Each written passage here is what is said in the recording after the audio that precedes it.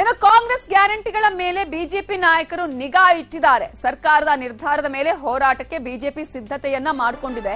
ಆರಂಭದಲ್ಲೇ ಸರ್ಕಾರಕ್ಕೆ ಬಿಸಿ ಮುಟ್ಟಿಸೋದಕ್ಕೆ ಬಿಜೆಪಿ ಸಜ್ಜು ಮಾಡಿದೆ.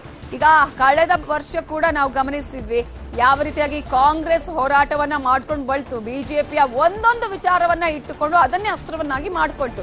ಈಗ ಬಿಜೆಪಿ ಅದೇ ರೀತಿಯಾದಂತಹ ಒಂದು ಹೋರಾಟಕ್ಕೆ ತಯಾರಿ ಮಾಡ್ಕೊಳ್ತಾ ಇದೆ.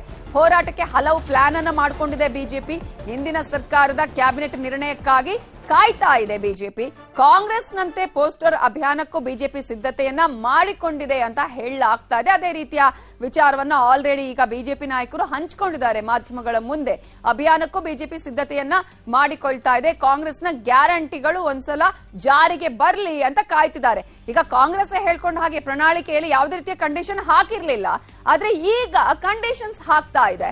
ಈ ಹಿನ್ನೆಲೆಯಲ್ಲಿ ಬಿಜೆಪಿ ಇದನ್ನೇ ಅಸ್ತ್ರವನ್ನಾಗಿ ಮಾಡಿಕೊಳ್ಳುತ್ತಾ. ಇದರ ಬಗ್ಗೆ ಡೀಟೇಲ್ಸ್ ಕೊಡೋದಕ್ಕೆ ನಮ್ಮ ರಿಪೋರ್ಟರ್ ಕೃಷ್ಣ ಈಗ ನೇರ ಸಂಪರ್ಕದಲ್ಲಿದ್ದಾರೆ. ಕೃಷ್ಣ, ಈಗ ಗ್ಯಾರಂಟಿಗಳ ಘೋಷಣೆ ಆದಾಗ ಯಾವುದೇ ರೀತಿಯ ಕಂಡೀಷನ್ ಹಾಕಿರ್ಲಿಲ್ಲ ಕಾಂಗ್ರೆಸ್, ಬಟ್ ಈಗ ಕಂಡೀಷನ್ ಹಾಕಿದ್ರೆ ಜನನೂ ಕೂಡ ಅಲ್ಲಿ ಒಂದಷ್ಟು ಆಕ್ರೋಶವನ್ನು ವ್ಯಕ್ತಪಡಿಸ್ತಾ ಇರೋದನ್ನ ನಾವು ಗಮನಿಸ್ತಾ ಇದೀವಿ. ಇದೇ ವಿಚಾರವನ್ನ ಇಟ್ಟುಕೊಂಡು ಬಿಜೆಪಿ ಹೋರಾಟಕ್ಕೆ ಹೇಗೆ ರೆಡಿಯಾಗಿದೆ? ಖಂಡಿತವಾಗ್ಲೂ ನವಿತಾ, ಈಗಾಗಲೇ ಮುಖ್ಯವಾಗಿ ಕಾಂಗ್ರೆಸ್ ಸರ್ಕಾರ ಚುನಾವಣೆಗೂ ಮುನ್ನ ಗ್ಯಾರಂಟಿಗಳು ಘೋಷಣೆ ಮಾಡಿದಂತ ಸಂದರ್ಭದಲ್ಲಿ ಕಂಡೀಷನ್ಗಳ ಬಗ್ಗೆ ಹೇಳ್ತಾ ಇರಲಿಲ್ಲ. ಈಗ ಸರ್ಕಾರ ಬಂದಿದೆ, ಅಧಿಕಾರ ಬಂದಿದೆ, ಇಂಥ ಸಂದರ್ಭದಲ್ಲಿ ಗ್ಯಾರಂಟಿಗಳಿಗೆ ಕಂಡೀಷನ್ ಅನ್ನೋ ಮಾತನ್ನ ಕೂಡ ಹೇಳ್ತಾ ಇದೆ. ಜನರು ಕೂಡ ಇಲ್ಲ ಒಂದ್ ಕಡೆಗೆ ಪ್ರೊಟೆಸ್ಟ್ ಮಾಡುವಂತ ಸಾಧ್ಯತೆ ಇದೆ. ಮತ್ತೆ ಜನರ ಮುಖಾಂತರವಾಗಿ ದೊಡ್ಡ ಮಟ್ಟದಲ್ಲಿ ಪ್ರತಿಭಟನೆ ಮಾಡುವಂತ ನಿಟ್ಟಿನಲ್ಲಿ ಕೂಡ ಬಿಜೆಪಿ ನಾಯಕರು ತಂತ್ರಗಾರಿಕೆಯನ್ನು ಮಾಡ್ತಾ ಇದ್ದಾರೆ. ಚುನಾವಣೆ ಸೋಲಿನಿಂದ ಕಂಗೆಟ್ಟಿರುವಂತಹ ಬಿಜೆಪಿ ಪ್ರಾರಂಭದಿಂದಲೇ ಕಾಂಗ್ರೆಸ್ ಸರ್ಕಾರಕ್ಕೆ ಬಿಸಿ ಮುಟ್ಟಿಸುವಂತ ನಿಟ್ಟಿನಲ್ಲಿ ಒಂದಷ್ಟು ಪ್ಲಾನ್ ಗಳನ್ನ ಮಾಡಿಕೊಂಡಿರುವಂತದ್ದು. ಈಗಾಗಲೇ ಮುಖ್ಯವಾಗಿ ಕಾಂಗ್ರೆಸ್ ವಿರೋಧ ಪಕ್ಷ ಸ್ಥಾನದಲ್ಲಿ ಇದ್ದಂತ ಸಂದರ್ಭದಲ್ಲಿ ಪೇ ಸಿಎಂ 40% ಕಮಿಷನ್ ಆರೋಪದ ಮುಖಾಂತರವಾಗಿ ಬಿಜೆಪಿಗೆ ದೊಡ್ಡ ಡ್ಯಾಮೇಜ್ ಅನ್ನ ಮಾಡಿತ್ತು. ಚುನಾವಣೆಯಲ್ಲೂ ಕೂಡ ಇದು ಕಾರಣ, ಚುನಾವಣೆ ಸೋಲಿಗೂ ಕೂಡ ಇದು ಬಹಳಷ್ಟು ಪ್ರಮುಖವಾಗಿ ಕಾರಣವಾಗಿತ್ತು. ಅದೇ ಮಾದರಿಯಲ್ಲಿ ಈಗ ಕಾಂಗ್ರೆಸ್ ಸರ್ಕಾರದ ವಿರುದ್ಧವಾಗಿ ಪೋಸ್ಟರ್ ಅಭಿಯಾನ ಅಂದ್ರೆ ವಚನಭ್ರಷ್ಟ ಸರ್ಕಾರ ಅನ್ನೋ ಒಂದು ಪೋಸ್ಟರ್ ಅಭಿಯಾನದ ಮುಖಾಂತರವಾಗಿ ಕಾಂಗ್ರೆಸ್ಗೆ ಪ್ರಾರಂಭದಲ್ಲಿ ಬಿಸಿ ಮುಟ್ಟಿಸುವಂತ ಕೆಲಸಕ್ಕೆ ಬಿಜೆಪಿ ನಾಯಕರು ಪ್ಲಾನ್ ಅನ್ನ ಮಾಡ್ಕೊಂಡಿದ್ದಾರೆ. ಒಂದ್ ವೇಳೆ ಇವತ್ತಿನ ಸಚಿವ ಸಂಪುಟ ಸಭೆಯಲ್ಲಿ ಗ್ಯಾರಂಟಿಗಳಿಗೆ ಕಂಡೀಷನ್ ಹಾಕೋದೇ ಆದಲ್ಲಿ ಒಂದು ರೀತಿ ದೊಡ್ಡ ಮಟ್ಟದಲ್ಲಿ ಪ್ರತಿಭಟನೆ ಮಾಡುವಂತ ನಿಟ್ಟಿನಲ್ಲೂ ಕೂಡ ಬಿಜೆಪಿ ನಾಯಕರು ಪ್ಲಾನ್ ಅನ್ನ ಮಾಡ್ಕೊಂಡಿರುವಂತದ್ದು. ಈಗಾಗಲೇ ಬಿಜೆಪಿ ನಾಯಕರು ಎಲ್ಲಾ ಕಡೆನೂ ಕೂಡ ರಾಜ್ಯ ಜಿಲ್ಲಾಧ್ಯಕ್ಷರುಗಳಿಗೂ ಕೂಡ ಸೂಚನೆಯನ್ನು ಕೊಟ್ಟಿದ್ದಾರೆ. ಕಾಂಗ್ರೆಸ್ ಸರ್ಕಾರ ಯಾವ ರೀತಿಯಾದ ನಿರ್ಣಯವನ್ನು ಮಾಡುತ್ತೆ ಆ ನಿರ್ಣಯದ ಮೇಲೆ ನಾವು ಒಂದು ಹೋರಾಟಕ್ಕೆ ತೀರ್ಮಾನವನ್ನ ಮಾಡ್ತೀವಿ. ಆ ಹೋರಾಟವನ್ನ ತೀವ್ರಗೊಳಿಸುವ ನಿಟ್ಟಿನಲ್ಲಿ ನೀವು ಎಲ್ಲ ಕೂಡ ಕೆಲಸವನ್ನ ಮಾಡಬೇಕು ಅನ್ನೋ ಒಂದು ಸುಳಿವನ್ನು ಕೂಡ ಈಗಾಗಲೇ ಸಂಬಂಧಪಟ್ಟಂತಹ ರಾಜ್ಯಾಧ್ಯಕ್ಷರು ಅಂದ್ರೆ ಬಿಜೆಪಿ ರಾಜ್ಯಾಧ್ಯಕ್ಷ ನಳಿನ್ ಕುಮಾರ್ ಕಟೀಲ್ ಅವರು ಕೊಟ್ಟಿರುವಂತದ್ದು. ಹೀಗಾಗಿ ಕಾಂಗ್ರೆಸ್ ಸರ್ಕಾರದ ನಿರ್ಣಯದ ಕ್ಯಾಬಿನೆಟ್ ನಿರ್ಣಯದ ತೀರ್ಮಾನಗಳ ಬಗ್ಗೆ ಬಿಜೆಪಿ ನಾಯಕರು ಕೂಡ ಒಂದು ರೀತಿ ಕಾತುರದಿಂದ ಕಾಯ್ತಾ ಇದ್ದಾರೆ. ಆ ಒಂದು ನಿರ್ಧಾರಗಳ ಮೇಲೆ ಹೋರಾಟವನ್ನು ರೂಪಿಸುವಂತ ನಿಟ್ಟಿನಲ್ಲೂ ಕೂಡ ಒಂದು ರೀತಿ ಆಲೋಚನೆಯನ್ನ ಮಾಡುತ್ತಿರುವಂತದ್ದು. ನವಿತಾ, ಥ್ಯಾಂಕ್ ಯು ಕೃಷ್ಣ ಡೀಟೇಲ್ಸ್ಗೆ. ಪಿಎಸ್ಐ ನೇಮಕಾತಿಯಲ್ಲಿ ಅಕ್ರಮ ಪ್ರಕರಣವನ್ನ ಈಗ ಗಂಭೀರ ತನಿಖೆಗೆ ಸಜ್ಜಾಗಿದೆ ಕಾಂಗ್ರೆಸ್ ಸರ್ಕಾರ.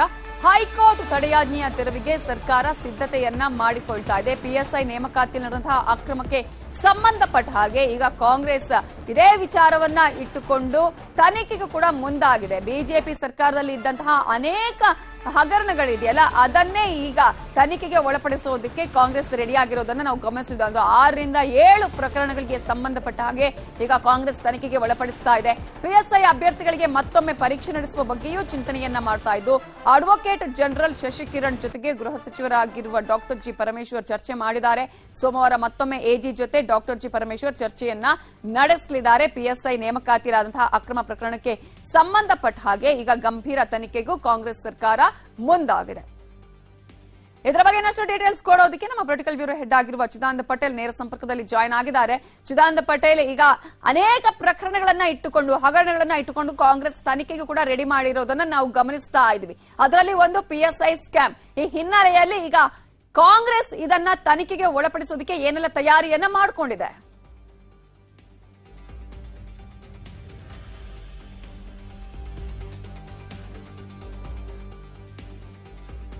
ಚಿದಾನಂದ ಪಟೇಲ್, ನಿಮ್ಮ ವಾಯ್ಸ್ ಸರಿಯಾಗಿ ಕೇಳಿಸ್ತಾ ಇಲ್ಲ. ಮತ್ತೊಮ್ಮೆ ಸಂಪರ್ಕ ಮಾಡುವಂತಹ ಪ್ರಯತ್ನವನ್ನ ಮಾಡ್ತೀವಿ. ಈಗ 554 ಪೋಸ್ಟ್ಗೆ 56,000 ಅಭ್ಯರ್ಥಿಗಳು ಪರೀಕ್ಷೆಯನ್ನ ಬರೆದಿದ್ರು.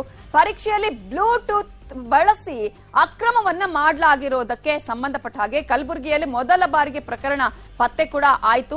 ಆರ್ ಡಿ ಪಾಟೀಲ್, ದಿವ್ಯಾ ಹಾಗರಗಿಯಿಂದ ಈ ಒಂದು ಅಕ್ರಮ ನಡೆದಿದ್ದನ್ನು ಕೂಡ ನಾವು ಗಮನಿಸಬಹುದು. ದೊಡ್ಡ ಮಟ್ಟದ ಗಂಭೀರವಾದಂತಹ ಪ್ರಕರಣ ಇದು. ಪ್ರಕರಣದ ತನಿಖೆಯನ್ನ ಸಿಐಡಿಗೆ ಸರ್ಕಾರ ವಹಿಸಿತು.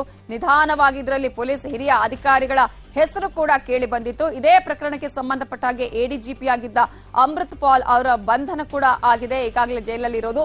ಒಟ್ಟಾರೆಯಾಗಿ ಈ ಪ್ರಕರಣಕ್ಕೆ ಸಂಬಂಧಪಟ್ಟಂತೆ 52 ಮಂದಿ ಅರೆಸ್ಟ್ ಕೂಡ ಆಗಿದ್ದಾರೆ. ಈಗಾಗಲೇ ಕೋರ್ಟ್ಗೆ ಚಾರ್ಜ್ ಶೀಟ್ ಅನ್ನ ಸಲ್ಲಿಕೆ ಮಾಡಲಾಗಿದೆ. ಪಿಎಸ್ಐ ಅಕ್ರಮದ ಬಗ್ಗೆ ಈಗ ಕಾಂಗ್ರೆಸ್ ಸರ್ಕಾರ ಗಂಭೀರ ತನಿಖೆಗೂ ಸಿದ್ಧತೆಯನ್ನ ಮಾಡಿಕೊಂಡಿರುವ ಹಿನ್ನೆಲೆಯಲ್ಲಿ ಹೈಕೋರ್ಟ್ ತಡೆಯಾಜ್ಞೆ ಇದೆ, ಅದರ ತೆರವಿಗೆ ಸರ್ಕಾರ ಸಿದ್ಧತೆಗಳನ್ನ ಮಾಡಿಕೊಳ್ತಾ ಇದೆ. ಹಿನ್ನೆಲೆಯಲ್ಲಿ ಅಡ್ವೊಕೇಟ್ ಜನರಲ್ ಶಶಿಕಿರಣ್ ಅವರ ಜೊತೆಗೆ ಡಾಕ್ಟರ್ ಜಿ ಪರಮೇಶ್ವರ್ ಚರ್ಚೆಯನ್ನ ಮಾಡಿದ್ದಾರೆ.